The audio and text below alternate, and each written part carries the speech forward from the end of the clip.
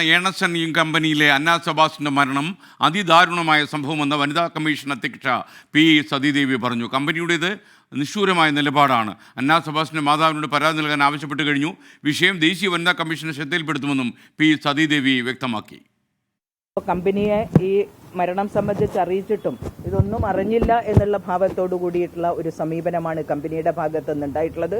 കമ്പനിയിൽ ജോലി ചെയ്തുകൊണ്ടിരിക്കുന്ന ഒരു ജീവനക്കാരിക്ക് ഇത്തരത്തിലുള്ള ഒരു അന്ത്യമുണ്ടായിക്കഴിഞ്ഞാൽ സ്വാഭാവികമായിട്ടും അവർക്ക് ലഭിക്കേണ്ടുന്ന നിയമപരമായിട്ടുള്ള ആനുകൂല്യങ്ങൾ സംബന്ധിച്ച് കൃത്യമായിട്ടുള്ളൊരു വ്യവസ്ഥയുമില്ല എന്നുള്ളതാണ് ഞങ്ങൾ മനസ്സിലാക്കുന്നത്.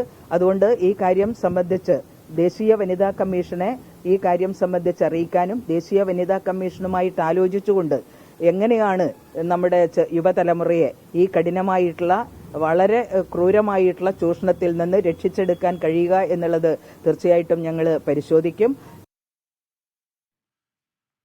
ഓക്കെ, വനിതാ കമ്മീഷൻ അധ്യക്ഷ പി സതീദേവി സംസാരിക്കുകയായിരുന്നു.